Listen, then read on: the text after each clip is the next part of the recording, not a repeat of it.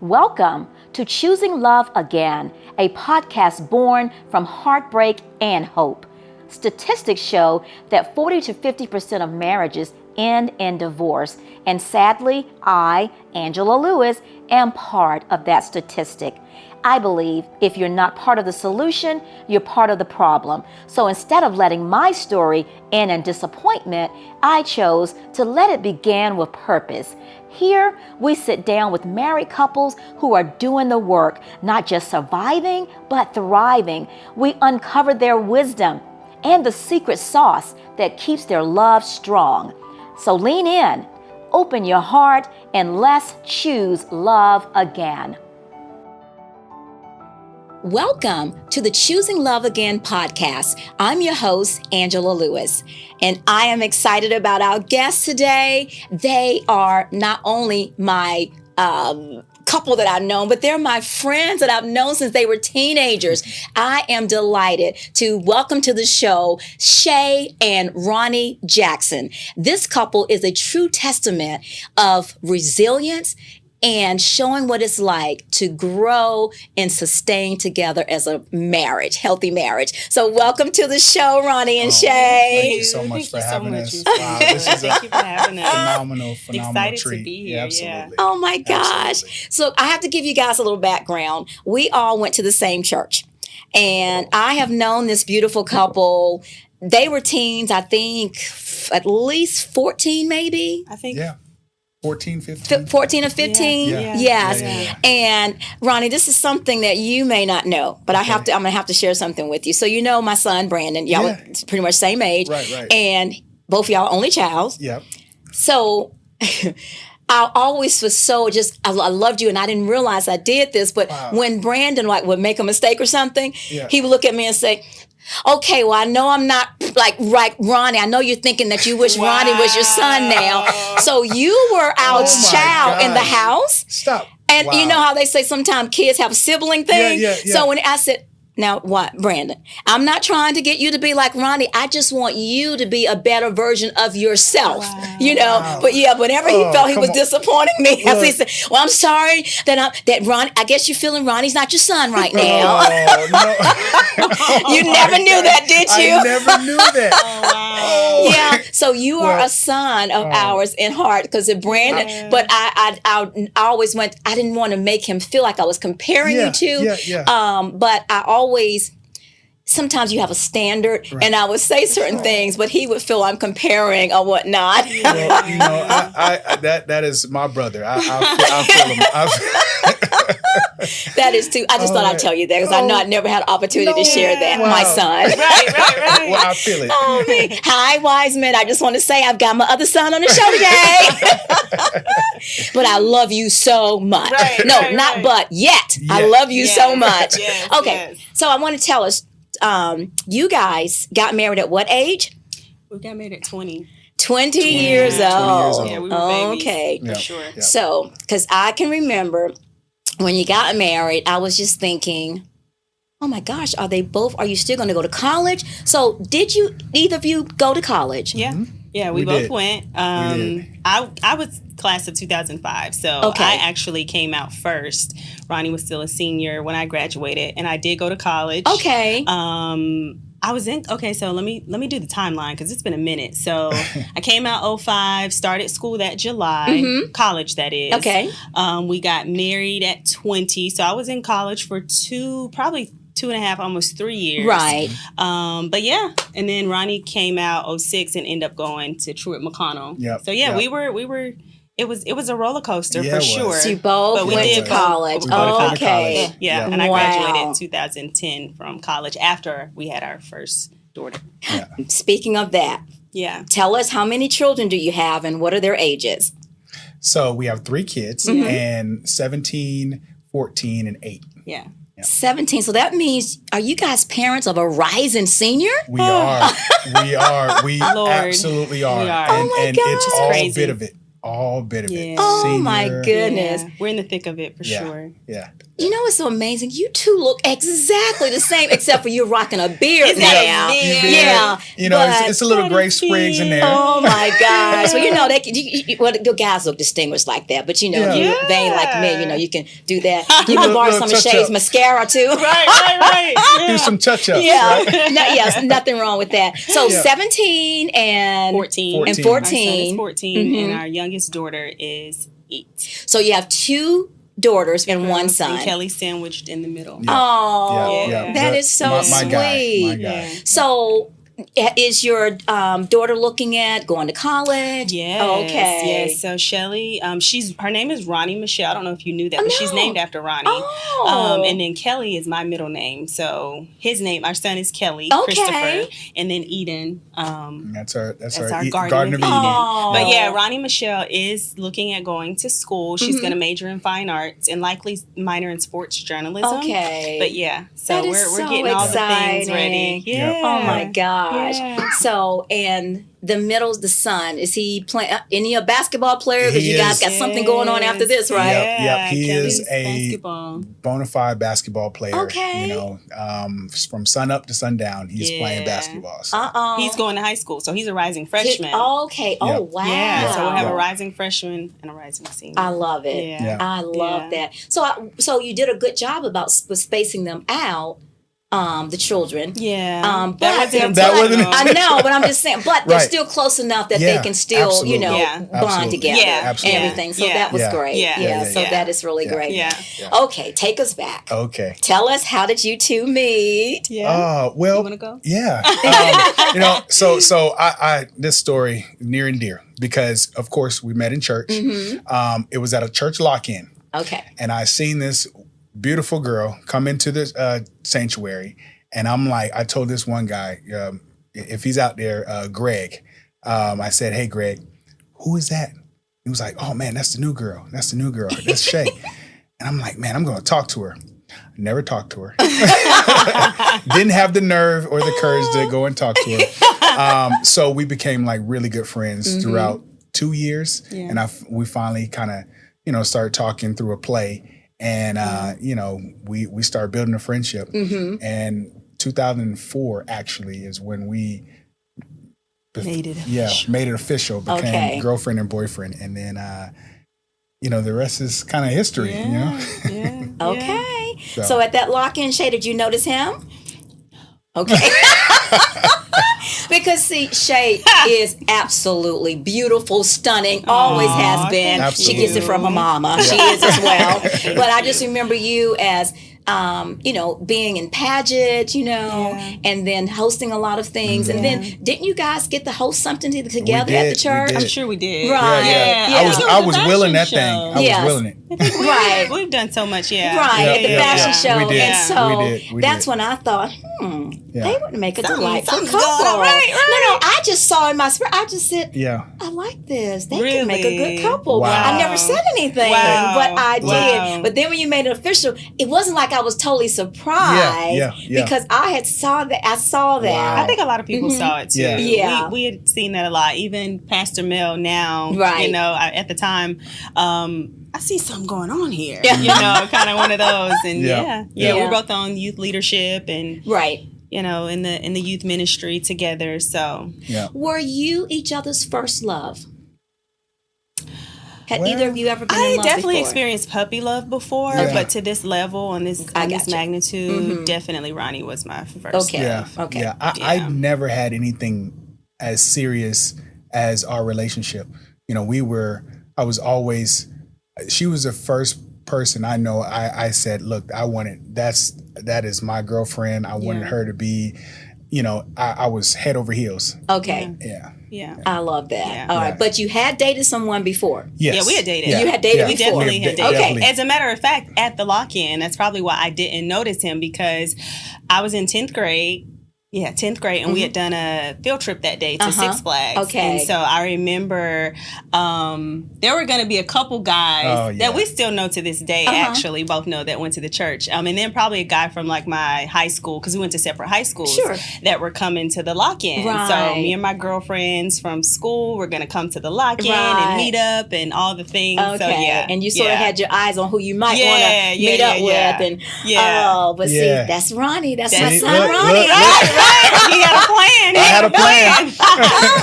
I love it. I love it. So today, you all have been married how many years? 18 years. 18 Yeah, years. it's crazy even when we say it out And loud. you're not even 40. Not even 40. Oh my God. That's crazy. That's wonderful. Yep. I love that though. Yeah. But what did you guys see then at 20 years old? And that is considered in our days and times still young to be married. Oh, absolutely. But what did you all see to make you feel that, no, this is worth pursuing or doing this now? Yeah. You want to go? Yeah, I would say, it was a safe space. It was a space that we felt growth, even in a young age. We were beyond our time in certain areas, and I feel like we came together and we found a space where we can see ourselves growing. Like we had I guess you can say we were very intentional about life.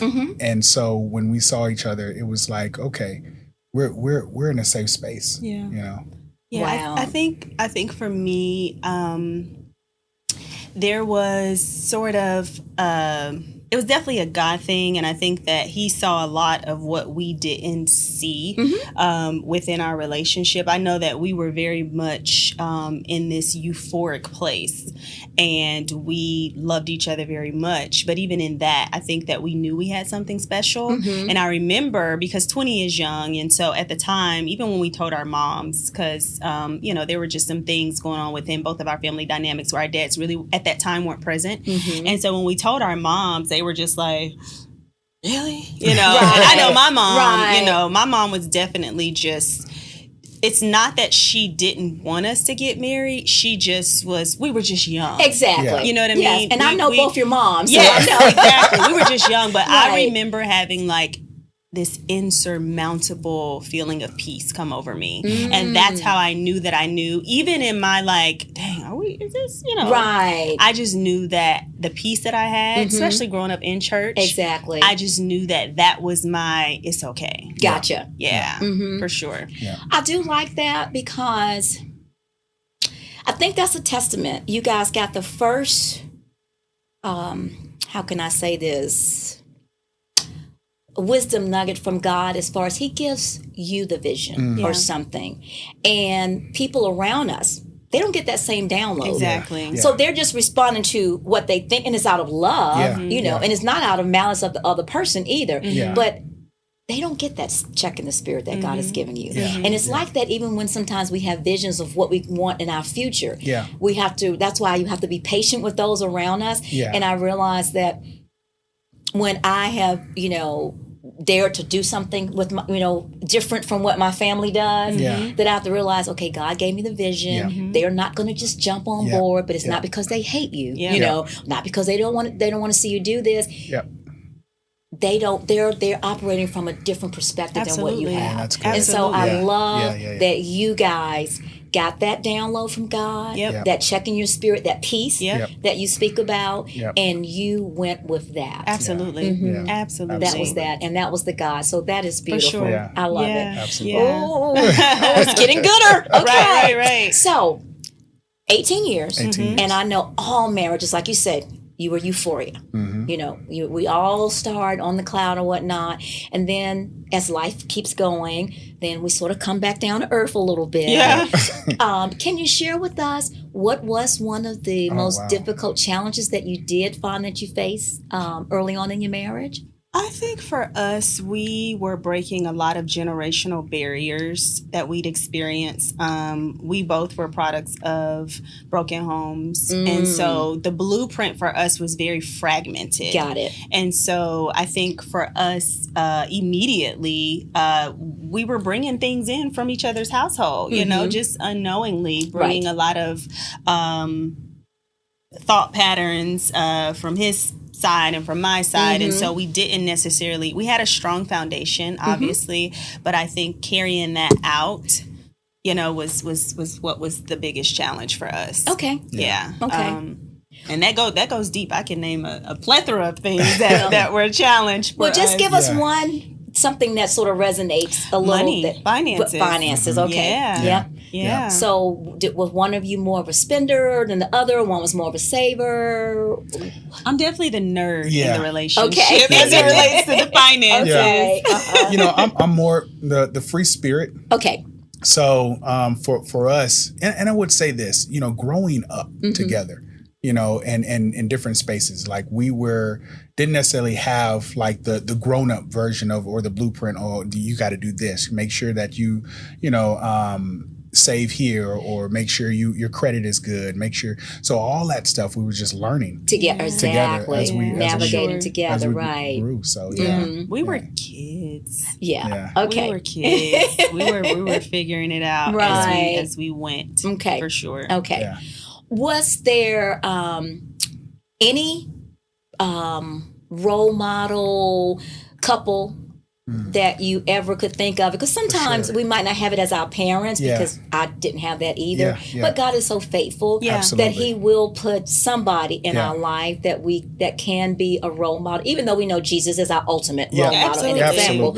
But because God is gracious. He will put people in our life. Yeah, absolutely. So is there a couple that sort of became sort of a role model for you? Yeah, of course. I think it was like, you know, we had seasons. A few. Yeah, seasons. We had multiple. Right. Multiple. Yeah. You know, we have, you know, very, very, I mean, still to this day, a couple, Sam and Lane Shepherd. They're phenomenal. They're great. Wonderful. I mean, you know, just I think what God does, He gives you what you need in certain seasons. There you go. Absolutely. So we had versions of couples, you know, for that season. You know, exactly. So, yeah, definitely. Just to name one couple that just absolutely really was influential. No. Well, I like that. Yeah. I have one couple that's been on the show that they're really good friends of mine too, and one of the things that they had mentioned was that he had said that, you know, his family,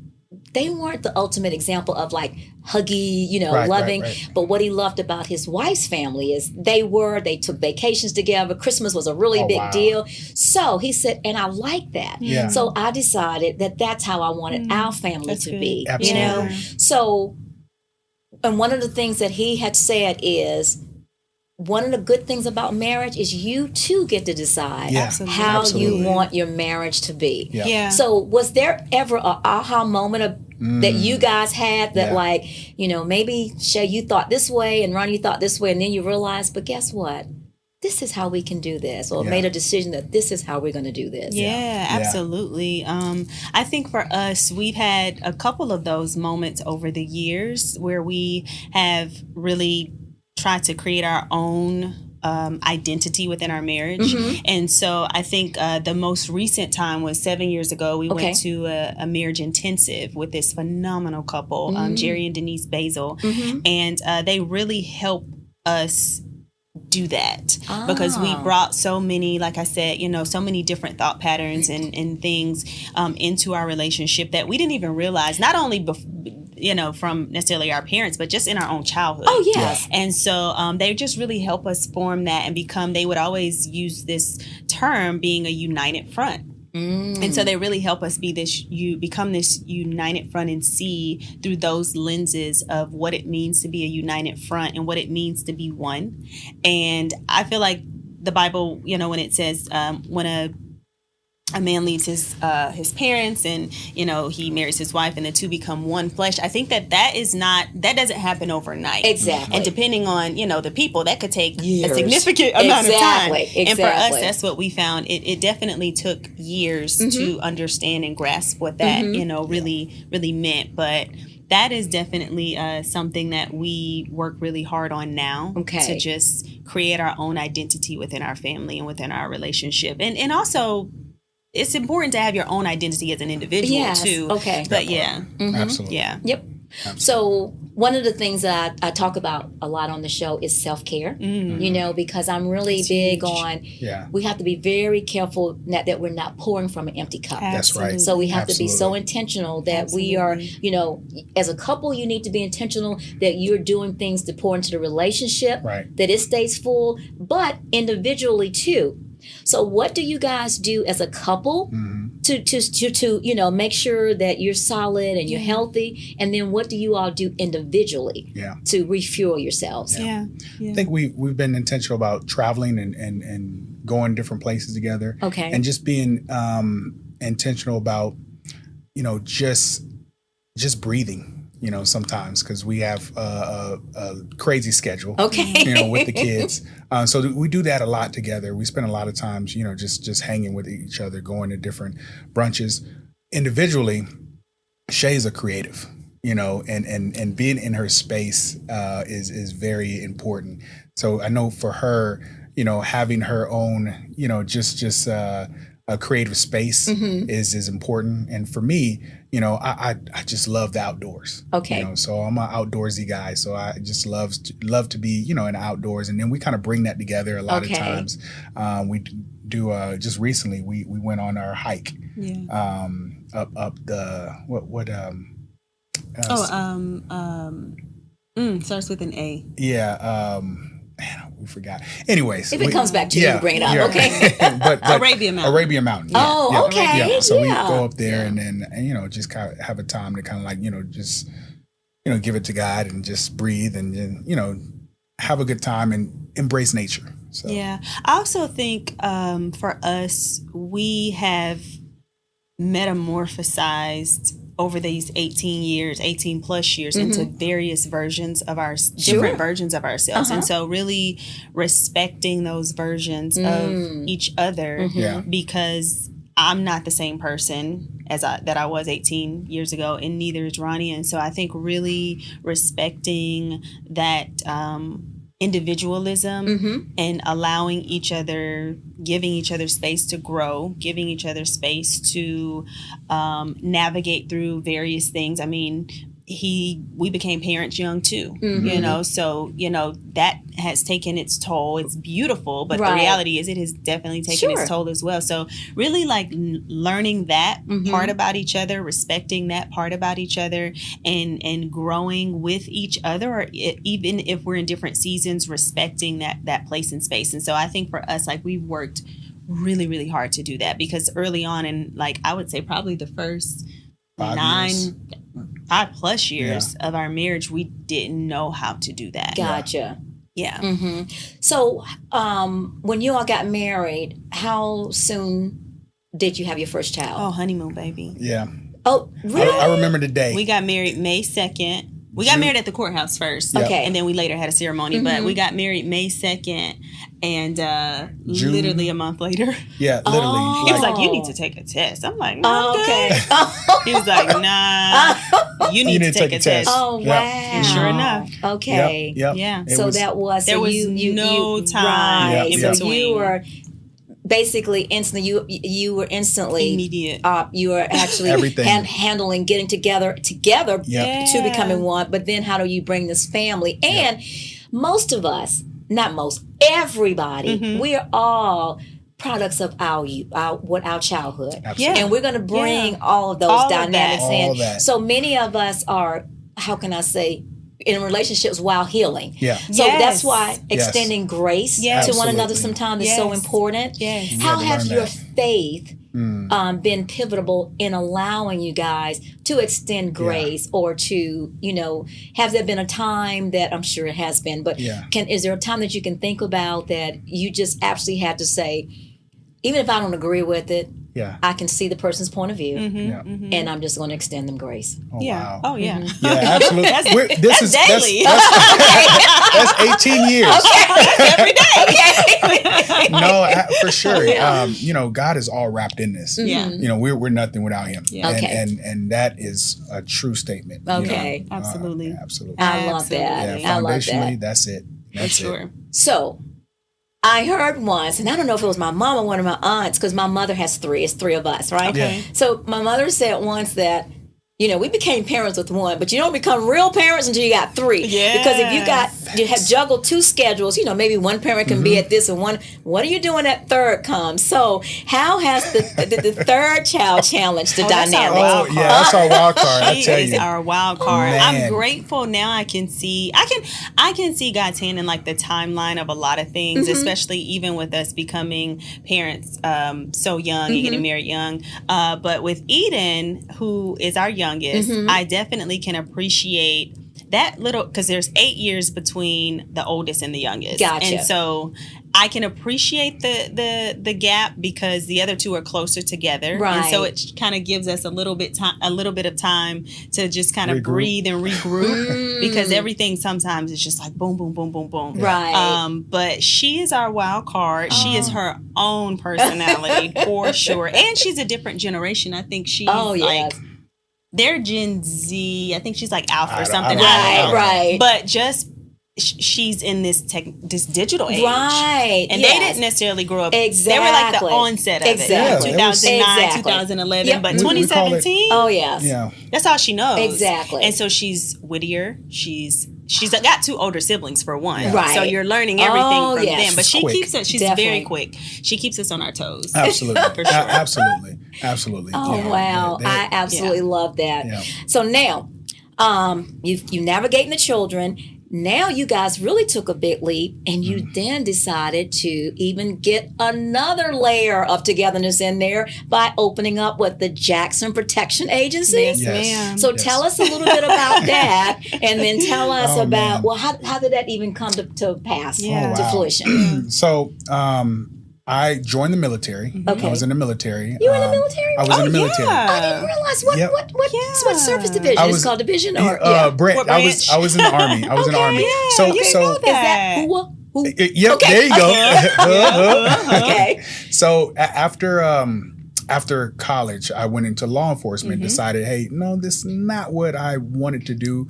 So I went into the military and, we traveled and went over to Fort Bragg, North Carolina, where, my journey in the military started. Like I said, my wife's a creative. So she's a singer, actress, all those things, mother, long list. However, this particular event, she was opening up for a couple of artists, Donnell Jones and Kelly Price and and Genuine. So she was opening up, and I said, you know what, I got you. I'm gonna be your Kevin Costner. I'm gonna be your bodyguard. So at this particular event she was at, I was handling it, doing what I do, and this guy for the event space, he comes up to me and say, hey man, you do that very well. How about you do that every night for every Friday, every weekend, and you just be our security. I said, okay, sure. Wow. I'm a young, soldier. Right. Extra money. Yeah. Sure, why not? Absolutely. And from that point on, it kind of sparked, and then we kind of took that and grew from it. I mean, of course, the journey of it all, but essentially that's where it all started. I love that. I love that. So are you still in the military now? No. So how long did you serve? I was there for almost 5.5 years. Okay. I medically retired. I was one of those ones that jumped out a perfectly good aircraft. Oh, And okay. I was airborne and medically retired from there. Oh, okay. And I'm fine. God is great. And we've been in business now for 7 years.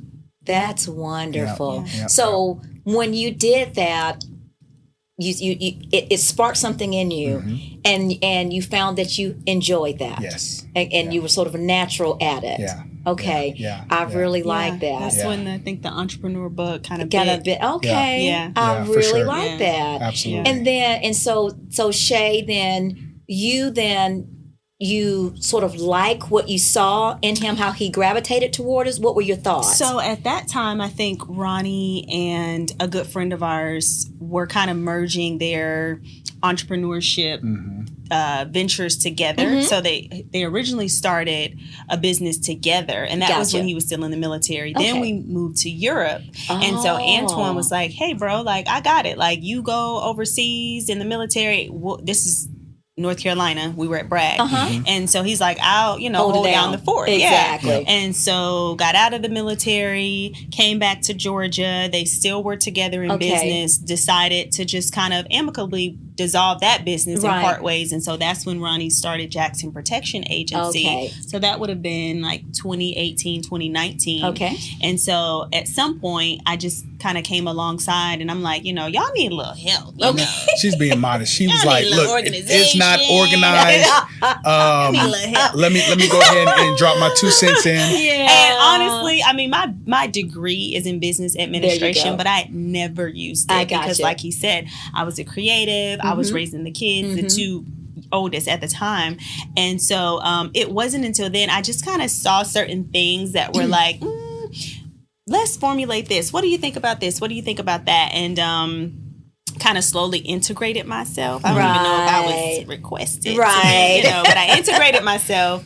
And 2020, everything, the trajectory, it just exploded. Wow. Yeah. Onset of COVID. That's really something. Exploded. But I want to correct you on something. Okay. And you said, because you're a business major. Yes. And you said, but you just never really operated in it. Sweetie. Preach to as me. a mother. That part. You are the ultimate CEO of your home. Yes, okay. Absolutely. And You're right. you were using all of those skills. But they were just not for they were inside the home. Right. And a lot of times as parents we do that. Well, I haven't done my if you raising a family. That's so good. And you keep them together because on any given day you are, the HR person because you've got to be there to, let them know like I got a job for you. This is what you got to give them their task. Teach them how to make the beds, keep your room clean or whatever. So you are absolutely. So you got that from the Choosing Love Again podcast. Yeah, there you go. There you go. I will forever credit you for that because I'm using that. That's so good. But I always like to say, because I say that because my sister-in-law, who I absolutely adore, she and my brother, they met in college. So she has her degree, he got his, and then when they got married and they started their family like a year later, she intentionally decided she's going to be a stay-at-home mom. Now their family of 7, they had 7 children. Wow. Yes. And and then when she decided to go back to the workforce, and she would say things like, well, I've never used my degree. I said, I want you to stop that. Yeah, you have. Trust me. You have raised, and all 7 kids. Put it this way, their last one is going through college now. All 7. Not 5 out of 7, not 3 out of 7, 7 out of 7. Now, is that not parenting? Oh, that is parenting. Excellent. That's excellent. Absolutely. Wow. So, see, brother, see, sister, I love you guys. But they've done a wonderful job. So and she's my go-to person for like relationship, advice, because I'm like, well, if you want what somebody has, you have to go to the people that have it. Like, this is what drives me bonkers. Single ladies asking other single ladies about relationship advice. And then some of the things, girl, don't take that. I'm like, I'm not, am I single? I already know though, as I am divorced, but I already know that is not that ain't work. it. That ain't it. That ain't it. Stop it. Which is why I have this show. And a lot of people come to me and say, well, I think you should get a single person's perspective on things too. I don't have a problem with that. But that's their show. Okay, because to me, I just find that I want to get it and hear my advice from people who are doing the work. Sticking to the work, absolutely, and basically modeling and exampling for her, and have the fruit. That's what it is. What's this your fruit is looks a like? fruit What is show. your fruit? What's your fruit look like? Absolutely. So, and Absolutely. that's the thing. So I'm not saying like for me. I do have lessons, like I did learn lessons of what's not going to work in a marriage. Like it's probably not going to be a good idea to lead the conversation with, okay, that's just stupid. Yeah.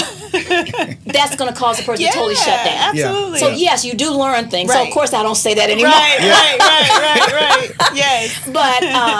But the lesson of, well, if somebody, even if they let something wrong, can I extend them grace? Yeah. Was that the true intention? Was it true intention to be hurt, or did it just come out? Right. You know, Right. and can we talk through Right. it? Yeah, So yeah, there yeah. are lessons, but this show we're going to hear it from we're going to get it from the fruit perspective. Yeah. I like that. Yeah.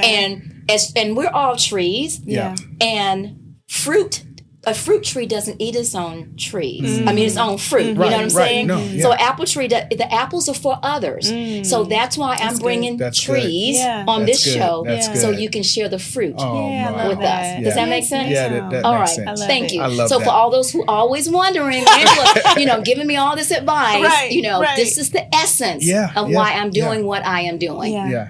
Okay, so when you became the and with the company, did you notice, Ronnie, that it did change the dynamics? Oh, absolutely. Yeah. Because a true woman, they say, brings light into a situation. For That's sure. a sign of a true woman. sure. Okay. For sure. Well, that's wonderful. Yeah. So Yeah. tell me, who was your first client? Okay. First client, Chanel Cooper Sykes. She's was our first client. She is a self-development coach.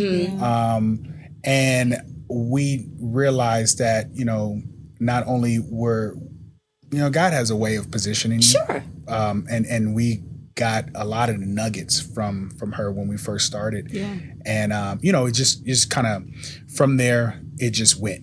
So many different your places. typical, so just help me understand, I just want to make sure. So your typical client, it's going to be like you are protecting an individual truly like the bodyguard? Correct. Okay, so you're not sending security people like to work at Wells Fargo? Well, in the very beginning, it Okay. was, we call it executive protection. Okay. And we it branched out into organizational, where when, like what you said, Okay, got it. send security agents Okay. to a building, Okay. or even asset protection, which is, if a client has something they're wanting to be secured or protected, Okay. that would be asset protection. All right, so now you have different tiers of security. Yeah. Yeah. I like that. Yeah. Okay. Yeah. But that is so cool. Yeah, I yeah, really like yeah, that. yeah. And you both are working in the business together. You are CEO and you are CFO. okay. And co-owners together. Yeah. I'm actually on a 90-day sabbatical. Okay. So that just started June 1st. Got it. So I am literally kind of just hands off for the next 90 days, Okay. which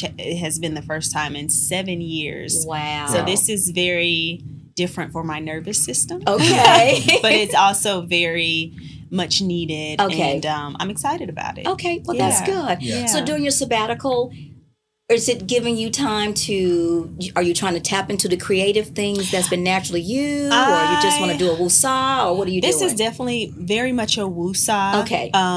Security, the industry in and of itself is very demanding. And I think that when you've been as high as we've been and putting in the work that we've put in, also navigating a business with your spouse is very much, you have to learn how to, I won't even say balance, because I don't even think that's a fair such thing. Yeah, it's not a such but thing. you have to learn how to navigate through being husband and wife, but being business partners, navigating the kids, like you said, the self-care, all the things. And so things have definitely been so busy the past 7 years that for me, it was like, okay, this is the time that I need to take to just completely press pause and reset. So for me, it's definitely a woosah. Okay.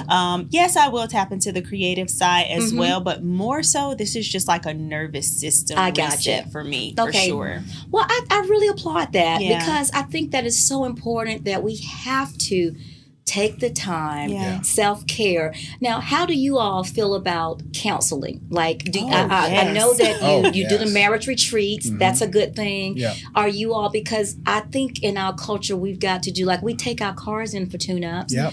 Do we not think that all the, life be lifing children, families grabbing at us, don't take a toll on our mental system that we need to have a reset or tune up? Ms. Angela, I'm so serious about counseling that our children go to therapy and nothing is wrong. No, that's great. That's how serious I feel like that. Yes. Therapy and good counsel is. Right. So, we've done marriage intensives. We've done it together. We've done it separate. All the things. Okay. Because it's very necessary. much needed. Necessary. Yep. Yeah. Now look into that camera and say that again. Okay. Listen. Counseling is so imperative as an individual. If you're single, especially, because knowing yourself is imperative before you step into a relationship with somebody else. So I am a huge advocate for therapy, 110%. And in fact, if I'm being really honest, counseling is what saved our marriage. When our marriage was in a very, very challenging place 8 years ago, 9 years ago. Wonderful. I think, absolutely. I think, I know for a fact that, counseling is almost up there with, just everything else. When we put forth effort into finance and put forth effort into going to, church and our faith and everything, all that, you gotta self-care, counseling, and going through certain issues, you gotta be able to communicate and talk through it. So I love it. Okay. So that leads me into, since you said communication, my next question for you all is, what would you all say at this juncture in your marriage and in your life are really 3 words that you would say a marriage needs to stay strong and healthy? And it sounds like communication is probably going to be one, because that's... healthy communication. Yes. Now, okay, and I'm glad you mentioned that. So give me an example of unhealthy communication, an example of healthy communication. Yeah. Okay. So unhealthy would be arguing your feelings or whatever and communicating. You're communicating, but you're arguing, in a way that one cannot receive it. So, and you're not listening really because you've shut down or something. Okay. Absolutely. I think for me, unhealthy communication is stonewalling, and this is what I learned from therapy. Okay. But stonewalling is when you're not saying anything at all, but you're really saying everything because you're not saying anything. So it's like completely just ignoring you're shutting down, and the person's asking you, "Is everything okay?" Yeah, that's very, very. Oh yeah. Okay. Yeah. Right. Very oh no, I'm fine. Yeah. Well, okay. Stonewall. Yes, because that doesn't allow a person, first of all, to know what you're thinking, what maybe they've done wrong, or maybe need, and giving them an opportunity to even to address it and improve it. So, absolutely. So, okay. And then healthy communication would be really making a conscious decision to listen, like you said, and even maybe reiterate. So what you're saying is and then repeating, maybe what you heard or what you thought you heard your spouse say. Now that's very important. So I'm going to give an example of a counseling session that I went to. That one of the things that I learned, because I'm very big into counseling, going by myself. But so the counselor said, I'll give you an example of a communication breakdown where a person didn't sort of restate what the person said to make sure they received it the right way. So husband comes in from work, and the wife says, "Hey, honey, do you want to go and see..." I'm just going to say a movie that's out, the Michael Jackson movie. It wasn't that movie, though. But do you want to go see the Michael Jackson movie? And the man says, "No, I don't want to go to the movies." But then, no, he says, no. He just says no, right? But then he goes and, takes his work clothes off, quick shower, and comes out, and he's dressed for the movie. And she's like, "Babe, I thought you just said you want to go to the movies." He said, "No, I didn't say I want to go to the movie. I didn't want to go to see that movie, but I did hear that Devil Wears Prada is out." So that's why I'm like, so that's why a lot of times they say, when somebody says something, just say what you've heard. Okay, so what you're saying is, when I, ask you to take out the trash, what you're really saying is you want me to get up and do it right now, or it's gonna make you mad. I mean, Exactly. Right. Absolutely. Right. Those moments. Communication breakdowns they can be challenging, especially in the beginning. I think for us, for sure. Yeah. Sure. I remember that I was at New Birth with Bishop Long. Yeah. Okay. And he was offering a class called Parenting with Intimacy, and he wanted the facilitators to represent the true flock, Yeah. And so, a great deal of our flock were single parents, right? Yeah. And so I was selected to represent the single parents, so because, they deemed me as a single parent who was at least doing my best to try to do it right, So anyway, so it was like 8 of us facilitators, and we had, a couple because we had 2 different sets of couples. 2 couples that could be navigating issues that were you guys, natural, same children. Yeah. But then you got blended families. And then so that's couples, they were a blended family, but we all had to go through a counseling, things to get prepared and everything. It was really, really, I love that class on what we did, because it helps with so many relationships, because the first thing you have to do is understand you and your shortcomings, because we all have them, and then how you can we had to get vulnerable, and then we're ready to, it's like a healing, and now we're ready to help others. Yes. So it was a really good, That's I really did enjoy that. And it helped me with a lot of things with parenting. And I can remember, like I said, when Brandon would try to, guilt, okay, well, I'm just sorry that, you wanted to be your son right now, right?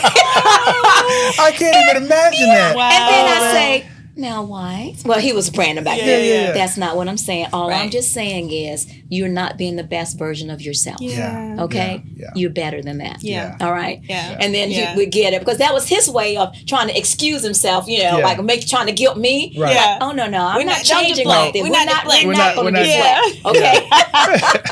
So anyhow, tell me, where did you guys get married? When? Yeah, so you said you got married at the courthouse first, right? And then what was the other one, the wedding? August 2nd. August 2nd, 2008. And that was at his uncle's church off Cascade, right? What was it? Yeah, Cascade. Yeah, Cascade. Okay. Yeah. Cascade. Wonderful. Yeah. And his grandfather actually married us, who has passed now, but his grandfather married us, who I love to pieces. And so I remember he told us, whoever I marry, they never get divorced, and they're together forever. And so that was just so near and dear. Yes, that is great so man. sweet. Really, really great man. I love that. Yeah. What would you say, with you guys being married and navigating your families, because I can tell you, both of your moms now absolutely love you both, and love the marriage that you've built, and love those grandbabies. So look, I know they're rotten. But how would you say, what was that journey like with the families, coming to getting to where you guys are now? Oh, man. Yeah, that was a journey. It was a journey. And I'm sure it's a journey. It was a journey. Mm-hmm. It was a journey. I love our family. Yeah. I do. And I'm thankful for foundationally, our fathers, definitely. And, a shout out to, both of our dads, for, just in their roles in this. Wonderful. And then of course, just really it took intentionality where we had to become that united front. And then everything kind of followed suit. Now, of course, family is family. You're going to have your ups and downs. Oh, of course. And people meshing together in some way. But the main objective is, hey, our united front is bridging the gap. Right. Yeah, I think because we got married so young, they saw us as kids for so long. Exactly. And so that took a lot of intentionality for them to, and even when you're going through things and you need to go to your parents, it's like, they ain't taking you seriously, like, Yeah. But I think for us, it took very much intentionality and, like Ronnie said, that united front. But it also took us leaving. When we left and went to North Carolina, when we left and went to Europe, and like us literally like just going and exploring and learning life on our own, and coming back, and also to just like he said, having that united front and having to vocalize some things that we were going to be doing differently, and some things that they viewed us as Lil Ronnie and Shea for so many years. Exactly. It just took us intentionally creating a healthier dynamic amongst the four of us to where now it's like it's probably the best it's ever been. The relationships are the best. And like Ronnie said, I think with our fathers too, just crediting them, not discrediting them, but crediting them for the role that they did play in doing the best that they could do. I think even now my relationship with my father is the best it's ever been, and it's I think him taking ownership for certain aspects of not being present in my earlier years. But I always tell him, I'm grateful that you got it right, Dad, because he's definitely been a phenomenal grandfather to that's wonderful to our children. Yeah. And I think that's a testament, and thank you for sharing that. Yeah. So for those of you that are out there, the one thing about life is if you're not 6 feet under, you got a chance to get it right. Absolutely. And then when somebody is trying, there's a book called The Gap in the Game. I don't know if y'all heard of it, but so many people, let's say we set a goal, right? And you don't totally reach the goal. Let's just say your goal is, I'm just going to keep it simple, to be able to get from this chair to that door without running out of breath. Now, and you can only get to the end of that chair. Most people will say, I just failed.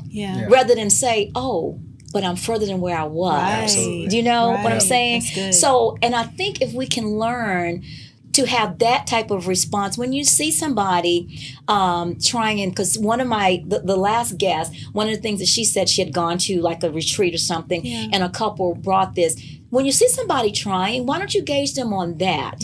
Meaning, okay, I did see the try, because at least he's further than he was yesterday, or whatnot. Yeah, that's so good. And I think that's a way that we can extend. So with parents or whatnot, because if I can tell you, it's nothing more beautiful like what you just said. We have the best now. You don't ever know what the future will bring. No. Yes. If you keep your heart so closed, you don't really know. Because I have a personal girlfriend that went through that. Her father never was a part of her life, and at 19, like he really got saved, and he reached out to her and wanted to be a part, because she came to us.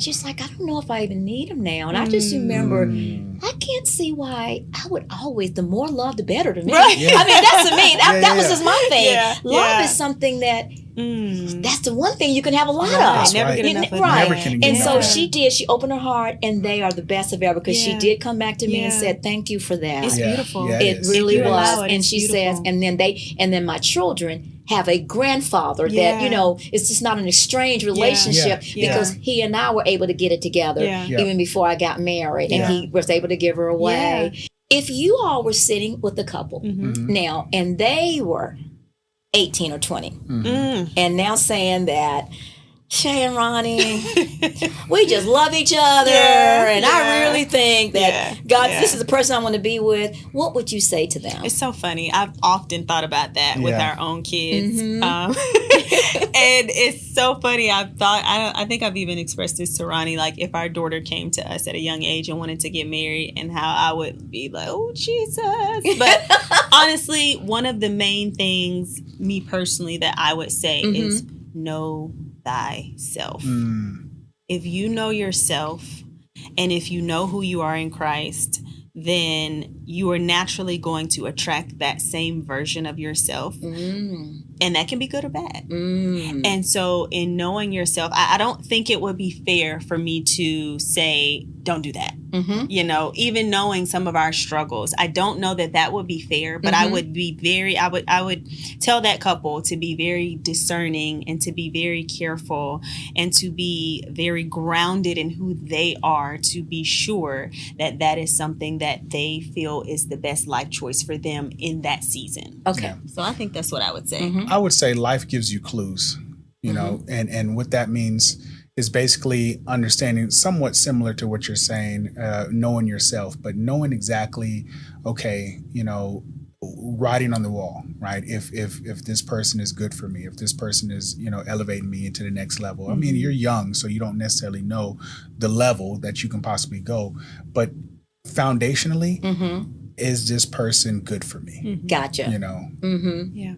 Does this person add value to my life? Absolutely. That's right. Okay. Yeah. I think that's sort of good at any age, though, right? Yeah. Is, you know, even me over 60. Yeah. You know? Yeah. I Good. think you look amazing. Thank I think you. what's so challenging with being young is your frontal lobe is still not even fully developed. It doesn't finish developing till like 25. And so that was probably not even realizing the psychology behind that in and of itself. We were still trying to figure ourselves out. Exactly. And like I said at the beginning, when that euphorism, I think that's, you know, the right word, when it wears off, exactly, you know, that euphoria, you are kind of like left with, okay, now what? And if you have the foundation, if you have the therapy or the counseling or the premarital counseling, which we did premarital counseling, I wish we would have done more. But like if you have all of those things in place, I think it makes that journey a lot smoother. Yeah. Because I'm going to open up and be very vulnerable. I'm going to tell you something, what happened to me, and this is with Brandon's dad, who he's deceased now. But my husband, when we got married, oh my gosh, we were definitely on a high euphoria, and we were a very passionate couple, right? Yeah. And I can remember, I don't know, about maybe 7 months into the marriage, he just walked through the door, and the desire for me to just throw him on the bed real quick, you know, just wasn't there. And I thought, oh my gosh, what's wrong with me? And I realized that, so I thought, I've just fallen out of love. And I just thought, oh my gosh, well, I don't know if this is going to work then, because if I don't love him, but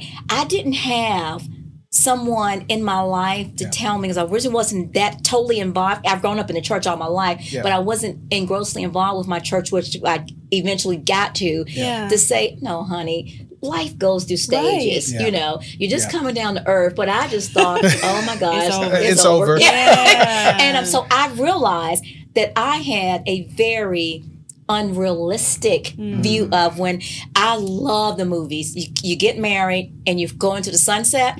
So I thought the sunset, they're going into the fairy tale, they're going to stay on the cloud forever. And I didn't realize that was my psyche. And so we really needed counseling, because I've really freaking tripped out on whatnot. And so when I think back, we probably had a salvageable marriage, because I thought, well, that's unfair to be married to somebody, and if you don't really love him, he needs to be with somebody who really does. But that's why I know the importance of having a safe space to talk things through, because I did not get that from a mom. The one thing that I didn't get at home is what it's like even to support a man. You know, I had to learn that through like my ladies groups at my church. And then I can tell you this now, my dad, I remember when I got married, maybe the first disagreement that we had, I'm a daddy's girl. I went to my dad and I was getting ready to talk to my dad. He shut me down. And I always applaud him for this, because this is what he says. He says, Angela, you're married now, and you've got to learn to, you two, lean on each other and talk through it, right? And he says, not the only exception to that rule is, I don't expect him to be putting his hands on you. Now, that's a different thing. But just, you know, y'all having a disagreement, talking, I don't care if you're arguing or something. So important. But that's what he did. And I always said, God, thank you for that. And let me be that type of parent too. But and then he said, and another thing is, I want to encourage you to don't be telling everybody else either. Okay? Now, of course, everybody needs a safe space. You got to have somebody. But you have discernment, because then you think of, you know, some friends who going to be your ride or die. They're going to take your side no matter what. You know? So, but you got to know, when I really want truth, that's probably not who you're going to talk to. Right. The person that you know, they're just going to say, "What, girl, I wouldn't take that." Come on, those you are know. good nuggets. Yeah. That is those absolutely. are probably, those are probably in my top 2. Yeah. We learned that. That was a big one for us. We learned that the hard way. We learned that the hard way. So talk to me about that. So what do you mean? Yeah. So we actually went through a hard, challenging time, and we went to family. Gotcha. I know I did. I went to family because that's typically what we do. You know what you did, and bringing that into the mix just muddled everything, and it wasn't until we had our intensive that I really understood the power of being united and going to someone that we all have the discernment for, and going and communicating whatever that was. So but I want to speak to the polar opposite of that, which was me, where I didn't tell nobody nothing, but it was shame. Yes. Okay. It was me carrying shame. Right. Like, people have this perception of what my marriage may have been. Exactly. And so for me, it was like I shut down completely and didn't tell anybody anything. Right. And so because that you was didn't the want to be polar embarrassed. Yeah. I got and you. so, that intensive with the basils really helped us both see through the lenses of what we were both carrying and how it can be detrimental to your relationship. Right. And like you said, you do need someone to be able to confide in. But yeah, I think that's so important. Okay. So important. Well, I'm glad we got that, because I want you guys to hear that, because everybody, you do need a someone to talk to, but it needs to be a safe space. It needs to be a trusted resource. Yeah. And family is probably not the best dynamic, because somebody's going to be biased. Yes, and then you two then get past something, and they then still holding on to it. Girl. Yep. You sure you want to forget that? Yep. Or yeah. And so Exactly. Right. So that's why. Exactly. And I don't think people do it intentionally to be hurtful. Yeah. But you just have to be so intentional about what you want. Yeah. And the goal should be, we want to stay together. Yeah. And we want to be healthy together. Yeah. We want to be in love together. Yeah. And so how do we get to that? Yeah. And I love that you had that. You found a wonderful retreat and you believe in counseling. Yeah. But get the counseling or whatnot. Don't tell your girlfriends everything. Right. Okay. Exactly. Absolutely. Exactly. Don't tell your guy friends. Right. Yeah. For sure. Oh wow. Okay. So we're going to transition. We're going to go to the next segment of the show, okay? And I'm going to call this the lightning round. Okay. And I'm just going to ask you guys, fire off some questions, and you can either raise your hand if you think it applies to you, or point to who you think it applies to. Okay. Yep. Okay. So. Yeah. Who said I love you first? Oh, Definitely. Yeah. Do you remember how he said it, Shay? What was the I setting? remember where we were. I remember what I was y'all? wearing. We were at church. He said at church. I said it in church. In between services. Yep. I had on a blue pinstripe outfit. with the sleeves cut off. With the sleeves cut off. Did you really love her, or you just love that outfit? Oh, well, no, I'm just messing with you. No, I loved her. I really did. I saw her and I was like, man, you're amazing. Like, inside and out. She was absolutely, just a joy to be around. Yeah. And so what was a really good quality that attracted you to her? Oh, man. So she had, so I'm gonna say two things that attracted to me. Her teeth. Okay. Right. A good smile. The smile. No. So she has beautiful gums, right? Yes. Yes. So back then I was like, oh my goodness, what is in the world? So I was gravitated to that. But also her spirit. Like she was so just like, she was in everything. Like she was doing a lot of, shows. Absolutely. And she was just very, very like leadership driven. She has had such a leadership like aura about her. And then it was just so refreshing to be around someone who had like a like mind, like spirit. Right. Like I felt like it was weird. I was, wanting to do things outside of what a lot of people were doing. And she just was like, she mimicked who I was. Yeah. You know? So she was a mini me. Yeah. And everything, or the female version of you. Yeah, the female version. Yeah, I love absolutely. that. And so that was my person. I said, wow. Okay. So I'm going to ask you the same thing. What were the qualities that attracted you to Ronnie? Ronnie was definitely, I would agree with what he said, but on the opposite front, like he was kind of that male version of me. Just, he loved the Lord. He definitely was super cute. He played basketball, athletic, but he was very kind,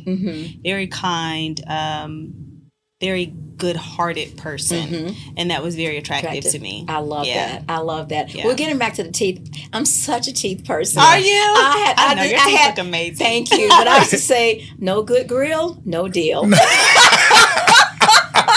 I love that. And I know that's bad. No, that's not.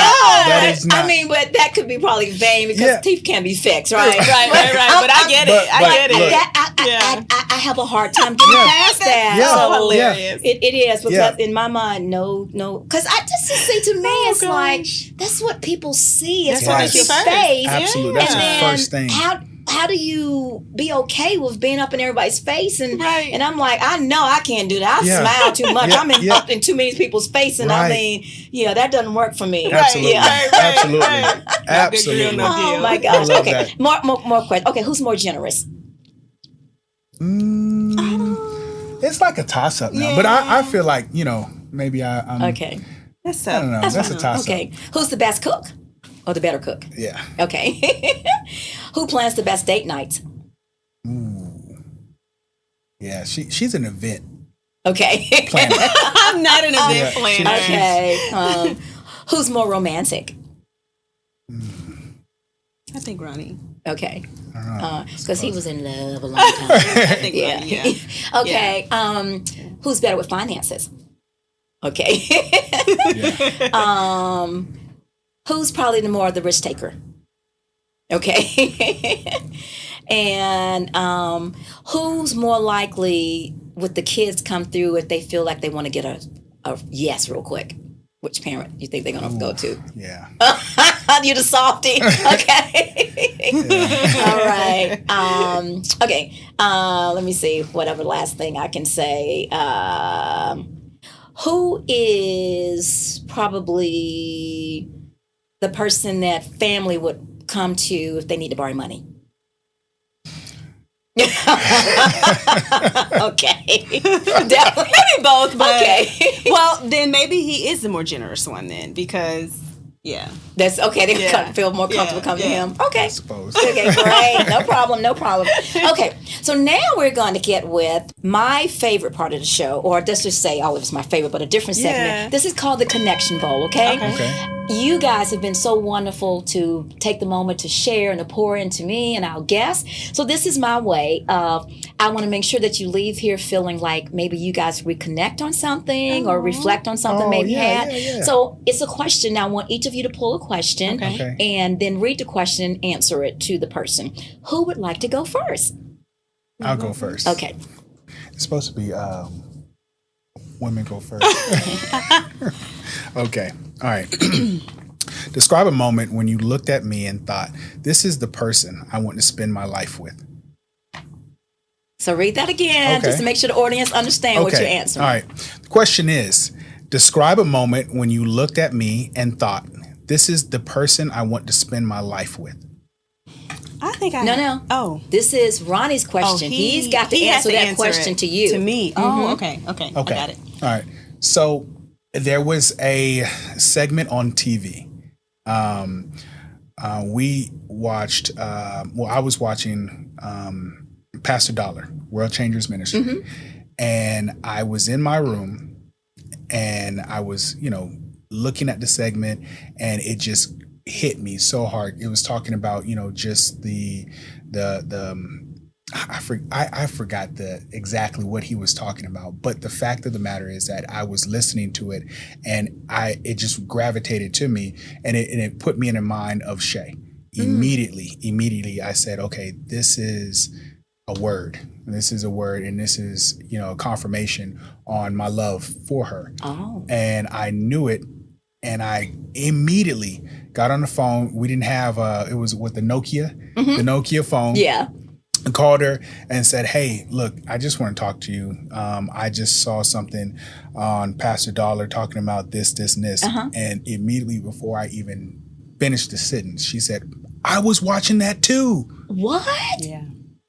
At the same and he doesn't even watch TBN and stuff. Right. Or Pastor But coincidentally, you both were watching the same thing. Same time. So in that moment, I in moments that have passed us before, where we'll be in such an in tune with each other for many years. Our confirmation is a cardinal. Oh. So when we see a cardinal, and we just instantly know, okay, we're on the right track. Oh. So being so connected and in tune is what. Yeah, that moment, the Creflo Dollar Isn't that moment something? That's so beautiful. Yeah. I love it. Okay, Miss Shea. What is one quality you admired in me when we first started dating that you still admire today?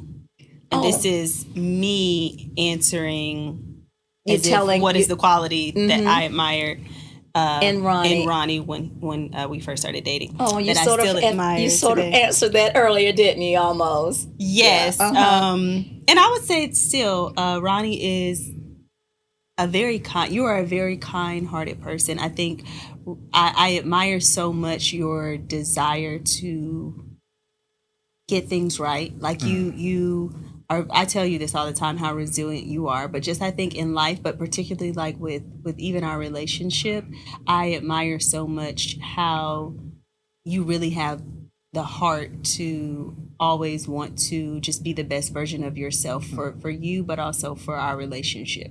And that's very admirable. Oh, yeah. She's gonna make me blush, turn burgundy.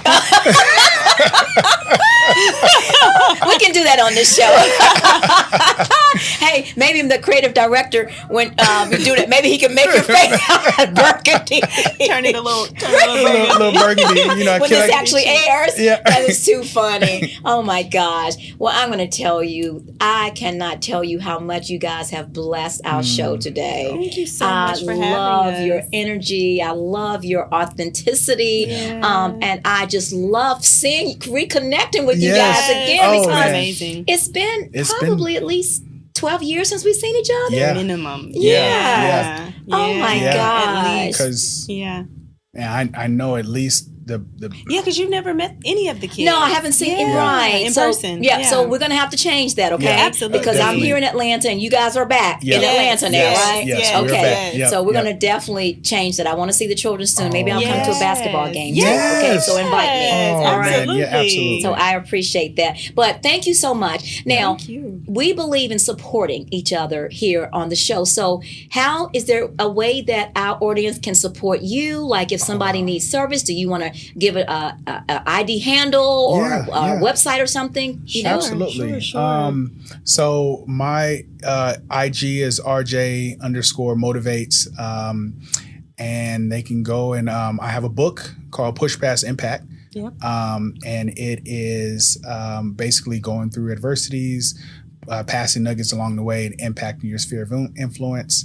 And then if you ever need security, reach out to jacksonprotectionagency.com. Yeah. Okay, wonderful. Yes. And I actually, you can find me on all handles at Shea Jackson Official, SHEA, Jackson Official. And I actually I'm in the middle of creating a course just talking about mindset and how mindset shapes and frames who you are and the version of you that you're wanting to become. So that will be launching. So stay close to my social media handles for that launch date. I love it. Yeah. OMG. And mindset, because, my pastor always has a way of saying that whatever level we go mind first. Absolutely. Everything. So, absolutely. but more levels, more devils. So you got to have that right mindset. Absolutely. You got to. So, well, you guys brought the fire again. Thank you so much You're for welcome. being on the Choosing Love Again podcast. Okay. Of course. And thank you, audience, for rocking with us again today. I want to remind you that if this show show added value to you in any way, my only request is that you send it out to everybody that you know and love, and especially to those that you know that might could use a little elevation or a little hopefulness in relationships. And remember, we drop a new episode on the 2nd and 4th Tuesday of the month. And it is not enough to find the right person. We must become the right person. Until next time, bye.